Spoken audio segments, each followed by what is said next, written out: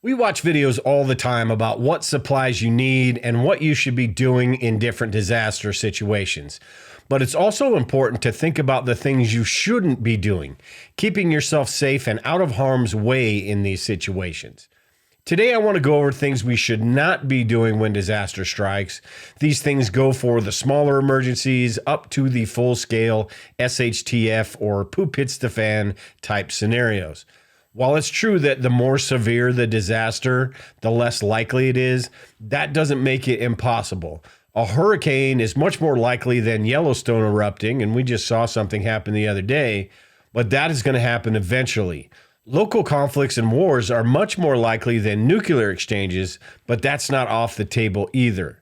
The point is, we need to plan accordingly for these shorter term, less severe emergencies, but we can't ignore the possibility of these longer term SHTF type scenarios. The pandemic was a good example of how sometimes you just don't know how long something's going to last and how things might unfold during that time. The tips I'll be covering today will apply to everything from personal doomsdays to natural disasters to long-term events. By doing these, you'll be as ready as you possibly can be to navigate these challenging times. The first one I've got here is panic buying and avoiding the chaos. Avoid being part of this panic buying when disaster or something happens. People rush to the grocery stores. Avoid this at all costs. Preppers take a lot of heat when there's shortages, but we're really not the ones to blame because what we do as preppers, what we should be doing is taking care of this stuff beforehand, so we're avoiding that chaos and the panic buying. In quite a few different situations, going shopping could be very risky, whether you're talking about just going to the grocery store or you're talking about getting fuel for your car. All of those could be very risky, so avoid those situations at all costs. Don't be one of those crazy people running out to get the last roll of toilet paper like happened during the pandemic. Don't be one of those people that has to go to the store because they don't have something. Be someone that if it's possible to go to the store, you can go get a little bit extra, but don't make it a necessity. The next one I have is don't rely on plan A. As a matter of fact, plan on plan A failing. All plans fail eventually, most plans, so plan accordingly. If you think about this from a bugging out or evacuation perspective, you can have the perfect route set up and how much time it's going to take and how to get all your family members together. But something is bound to go wrong in that plan, whether it's roadblocks, a tree blocking the road, your family taking longer than you expected. A lot of different things can happen in those scenarios. So we need to plan accordingly and have some flexibility when it comes to all of these different types of disaster scenarios. It's really easy to plan for the beginning stages of a disaster or emergency, but as things unfold, the circumstances change and it makes it a whole lot harder. So we can prepare for a natural disaster, a tornado, or an earthquake, the very beginning stages of that.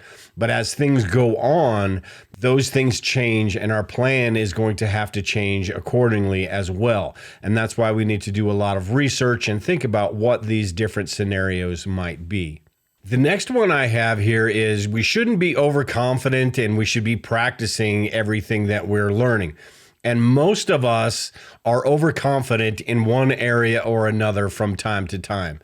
We build up our food storage or we learn a new skill and we get really confident about what we can do. And over time, if we're not practicing those, we tend to lose those skills, or the food storage isn't quite where we thought it was after a few months because we've been using that. There's a reason that kids practice the fire drills at schools, right? It helps them react instead of guessing and making incorrect decisions. The same thing applies to preparedness, whether you're talking about a bug out drill, evacuating the home, what you're going to do if there's an intruder. We need to practice those and be able to make those critical decisions without thinking about it or thinking about it as little as possible. And going back to not relying on plan A, this is also a reason a lot of plans fail because we have this idea in our heads about how things are going to unfold.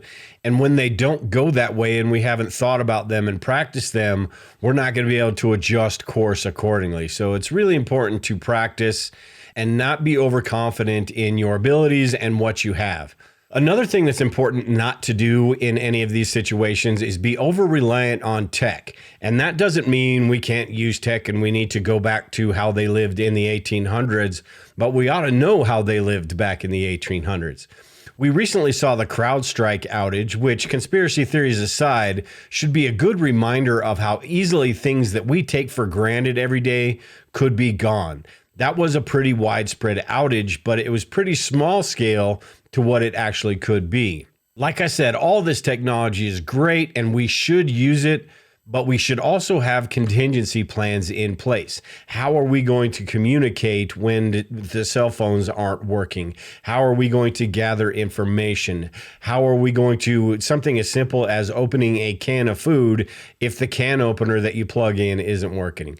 Can everyone in the family read a map if the GPS is out? That is going to be a huge problem for a lot of people if there isn't GPS on their cell phone, because most people these days couldn't read a map to save their life, literally. So while technology is fantastic and we should use it any chance we get, it has made things a lot easier in life. We need to also think about what those contingency plans are going to be and how we're going to do things when the grid is down, when the cell phones are down, all of these different things that could happen in disaster scenarios we need to be ready for. The next one I have is planning on being the lone wolf.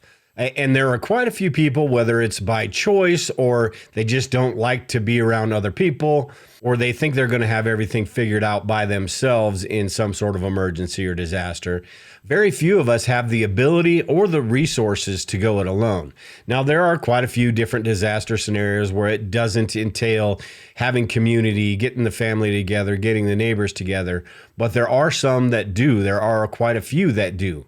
This isn't a Hollywood script, and we're not Rambo. We don't get to decide how things unfold.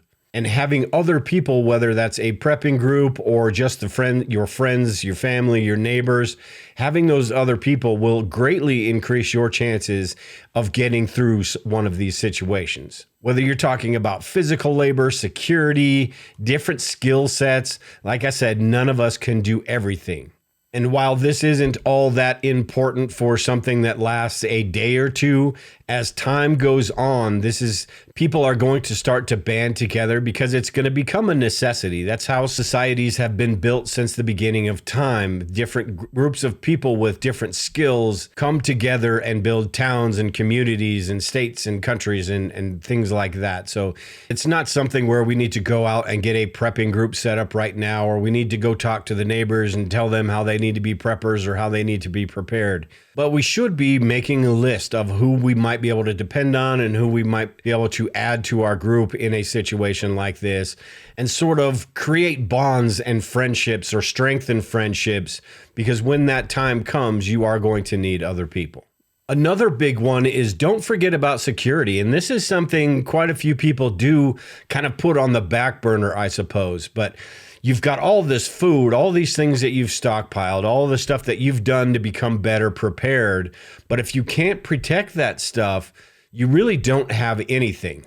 At the very least, this means hardening our homes, and you can go to the extent that you want with this, whether that's something as simple as a Ring camera or full-blown surveillance systems, putting 3-inch screws in your doors so they can't just be busted in, or they've got door armor, which you can put on your door that basically makes it impossible for somebody to bust your door down. And beyond that, you've got the personal security, whether you're talking about defense weapons, you're talking about physical, yourself as your defense weapon, you're talking less than lethal options, all of those things where, say somebody does get in your home, you're going to have the ability to defend yourself if that happens. And along with all this is keeping ourselves out of those situations. And OPSEC, operational security, and situational awareness could be the most important on this. The more we can do to stay out of these situations or not make ourselves a target, the better off we are going to be. We are not going to have to deal with these situations. This means anything from going to the grocery store or the way your home looks. Do you look like an appealing target to criminals? If so, what can you do to change that? When you go to the grocery store, are you always staring at your cell phone? Do you walk into the store with your head down, or are you scanning your surroundings and looking for people that look a little bit shady and paying attention to that? So operational security and situational awareness, I think, are really important. And at the very least, make sure your home is set up to make it as hard as possible for anybody to either break in or do you and your family physical harm. I've got a video that I will link to below that goes into home security and some things we can do over the course of time that aren't really hard, but will make it harder for anybody that wants to get into our homes. Another thing we can't afford to do is forget about the little details, the small details. It's usually the little things that can cause big problems. And again, this goes back to not depending on plan A. Like I mentioned earlier, the canned food, if you don't have a manual can opener, that's going to pose a lot of problems. Now, there are ways around this, but it's a whole lot easier just to have a can opener that you can open that can with. If you go camping, you know that there's always something you forget. Even if you have planned this trip out for weeks in advance and you've thought about everything, you get up there and you forgot the forks or you forgot something that didn't even cross your mind. It's bound to happen, but we need to focus as much as we can to try to remember and think about all the little things that could cause big problems. Something as simple as keeping your batteries charged just in case disaster strikes, or having your food storage up to date. If you don't have your batteries charged and all of a sudden the electricity goes out, then it's like you basically don't have those batteries in the first place. Expiration dates, the same thing. If we're not rotating our food and paying attention to that, as we go into that situation, we're not going to have the food storage that we thought we did. So while it's inevitable that we are going to forget some of these little things because they just don't pop into our brain, we need to brainstorm and think about as much as we can all of these little disaster scenarios and all of these small details that don't make the headlines, but are going to make a world of difference in any sort of emergency or disaster. Another one that people often don't think about is the long-term sustainability. While most of these emergency or disaster scenarios that we can think about would resolve themselves in days or weeks, some can linger for a long time. The Depression is a good example. Financial instability, that lasted for years.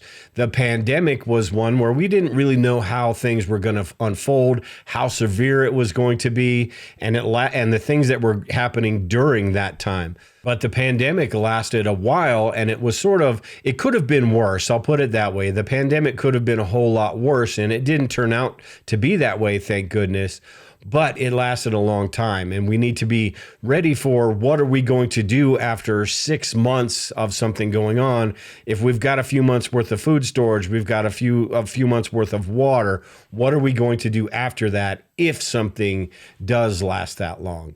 Now, in my opinion, a complete societal breakdown is really unlikely, but we do need to prepare for those secondary events, for those dominoes that may fall in one of these situations. We need to start working on plans for food, plans for water, plans for money. What are we going to do as far as bartering is concerned? Do we know how to garden? Where are we going to find water if the water that we have runs out?